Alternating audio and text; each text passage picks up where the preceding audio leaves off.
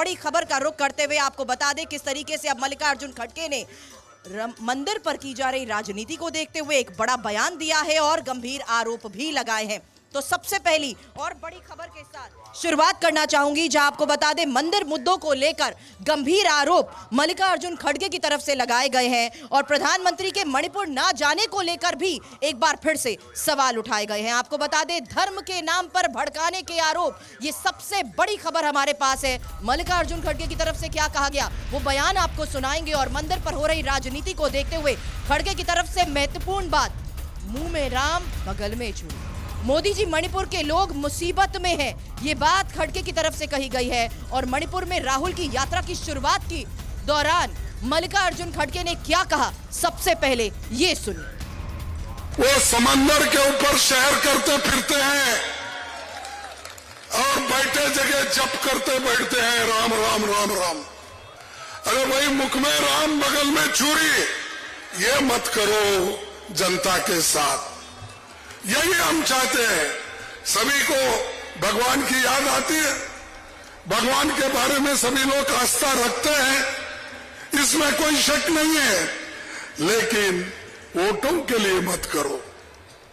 Vote मांगने के लिए, वोट पाने के लिए ये सब ढोंगबाजी नहीं करना चाहिए।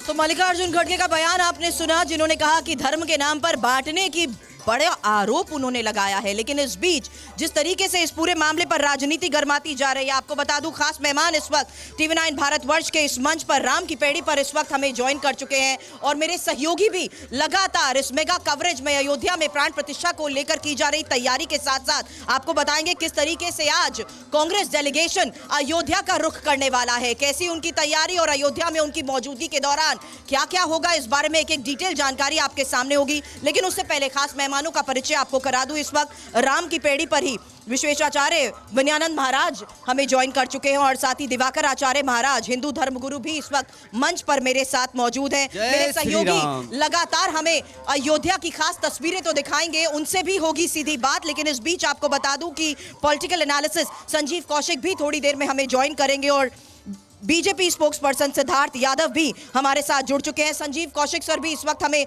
ज्वाइन कर चुके हैं। सबसे पहले विश्वेशाचार्य जी महाराज, मैं आपसे ये जानना चाहती हूँ, धर्म के नाम पर बांटने, धर्म के नाम पर राजनीति करने के आरोप, उस पल का गवाह हम बन रहे हैं जब प्राण प्रतिष्ठा की तैयारियां जोरों पर है, लेकिन इस बीच ये गंभीर आरोप भी लगाए जा रहे हैं। देखिए श्रभ जी, मैं स्पष्ट रूप से मैं कहना चाहूँगा कि कांग्रेस ने सदैव बांटने का कार्य किया है।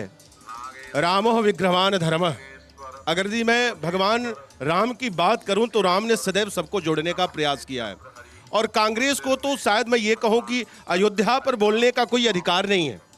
कहीं से उन्होंने कहीं जगह नहीं छोड़ी है कि वो आकर के स्टैंड हो सके या चाहे दो आपने कहा राम ने हमेशा जोड़ने का काम किया है, तो क्यों आज इस पावन नगरी में बैठकर इस मुद्दे पर हम चर्चा कर रहे हैं जहां राम के नाम पर बांटने के आरोप लग रहे हैं? देखिए, राम संवाद के विषय हैं, राम प्रदर्शन नहीं है, राम दर्शन के विषय हैं।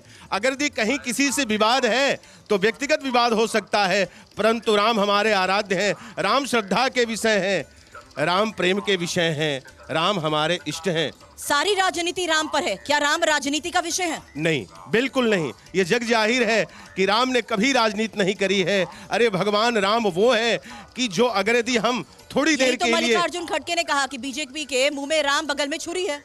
खिसियानी बिल्ली खंभा नोचे वही दशा है। मैं आपसे बता दूं सुरभ जी कि सदैव इनके राजनेता, कांग्रेस के जितने भी नेता हैं, राजनेता हैं, ये सदैव विवादों से घिरे रहते हैं, सदैव इनके विवादित बयान आते रहते हैं। नाम पर दिवाकर आचार्य जी विवाद क्यों होता है फिर? देखिए, दुर्भाग्यजनक है और बात तो भगवान राम पर ही होनी चाहिए, लेकिन जिस प्रकार से कांग्रेस के एक वरिष्ठ पदाधिकारी, वो भी अंतरराष्ट्रीय अध्यक्ष खड़गे साहब अपना बयान दे रहे हैं, मुख में राम बगल में छुरी। क्या कभी कांग्रेस ने ये कहा कि मुख में अल्लाह बगल में बम? क्या कभी कहा? ये षड्यंत्र आज से नहीं बल्कि पूर्व से ही चलता रहा है। और एक चीज ये आप जान लीजिए कि इस अयोध्या ने जो अजय था अपराजित था, जिसे कभी जीता नहीं जा सकता था, जिस अयोध्या का ये पर्याय था, उसको सदैव से ही बदलने का काम किया गया।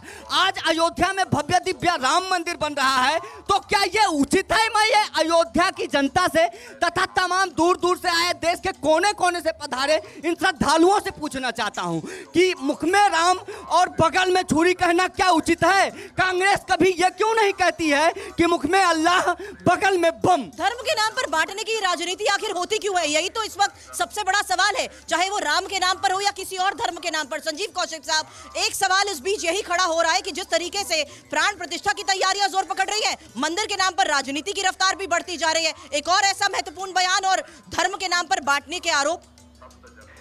देखिए सुरभि, हमें ये कहने में कोई गुरेज नहीं है कि धार्मिक आयोजन यदि हो तो पूरा हिंदुस्तान उसमें ही राम में हुआ चला पड़ा है, हम भी राम में हुए चले पड़े हैं। लेकिन जब धार्मिक आयोजनों का एक तरह से हाईजैक कर लिया जाए किसी राजनीतिक पार्टी के द्वारा और पूरा मंच राजनीतिक पार्टी के द्वारा सजा दी जाए और एक प्रपंच रचने का पूरा प्रयास किया जाए, तो मुझे लगता है कि निश्चित तौर पर देश की जनता ये बात समझ रही है।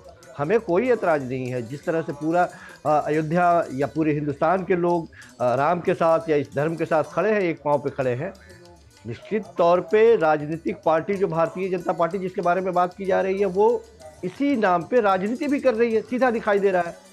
जिस तरह से लोगों के घरों में अक्षत भिजवाने की बात हो या फिर उनके राजनीतिक कार्यकर्ता घरों तक पहुंच के एक दूसरे से को जोड़ने का प्रयास कर रहे हों और एक आधी अधूरी, देश के 4 शंकराचार्यों ने बहिष्कार किया इसका, एक आधी अधूरी मंदिर जिसका पूर्ण निर्माण भी नहीं हुआ है, उसमें रामलला के प्राण प्रतिष्ठा की आतुरता क्यों इतनी? जाहिर सी बात है कि 2024 सामने दिखाई दे रहा है। तो राजनीतिक दल का काम राजनीति यदि करना है तो वो सरोकारी मुद्दों पर राजनीति करे, वो धर्म की राजनीति ना करे, बस इतनी सी बात है। और इसी बात को समझाने के लिए मौजूद महाराज के साथ भी मैं सवाल करूंगी, लेकिन उससे पहले सिद्धार्थ यादव, इस सबसे बड़ा सवाल यह है और आरोप के तहत ये बात कही गई कि जितना मर्जी आप राम नाम का जप कर लीजिए, लेकिन जब जरूरत होती है लोगों को तब आप नहीं होते, और ये मणिपुर की रेफरेंस देते हुए उन्होंने आरोप लगाए हैं। देखिए, कांग्रेस पार्टी को तो मणिपुर पर कम बात करी जाए, जितनी कम वो करेंगे उतना शायद बेहतर रहेगा, क्योंकि भारतीय जनता पार्टी या किसी और पार्टी के शासन में कभी मणिपुर पर बम नहीं गिरवाए गए। आज पूरा नॉर्थ ईस्ट कैसे एक सूत्र में बंद करके जितने पीस के अकॉर्ड्स नॉर्थ ईस्ट में पिछले 9-10 सालों में हुए हैं वो कभी नहीं हुए।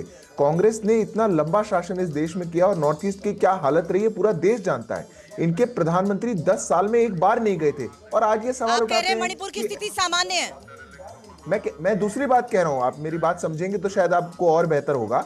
मैं कह रहा हूं कि जो कांग्रेस पार्टी ने पूरे नॉर्थ ईस्ट को हमेशा दरकिनार रखा, जिनके लिए नॉर्थ ईस्ट में कितने राज्य हैं इनके नेताओं को यह तक नहीं पता होंगे, वो आज ऐसी सरकार पर सवाल उठाना चाहते हैं कोई एक कमजोरी ढूंढ के, जो ऐतिहासिक कमजोरी है। वहां पर ट्राइब्स के बीच में ये जो लड़ाई है ये बहुत पुरानी रही है, 9 साल की 10 साल की नहीं है, बल्कि पीस इनिशिएटिव यहां से शुरू हुए हैं। पर जो खड़गे साहब ने बात बोली है, लड़ाई का हवाला देते हुए आज की स्थिति पर कंट्रोल और आज के हालात को क्या नहीं समझने की कोशिश की जाएगी, यही तो आरोप लगाए जा रहे हैं कि जब लोगों को वहां पर आपकी जरूरत थी तब आप नहीं पहुंचे। नहीं, ये ऐसा कौन कहेगा? ऐसा खड़गे जी कहेंगे तो हम मान लें, क्योंकि खड़गे जी को तो मणिपुर से कोई मतलब वैसे ही नहीं है। आज क्या वहां की सरकार ने ऐसा इतिहास में जब हुआ था उससे बेटर इसको कंट्रोल नहीं किया?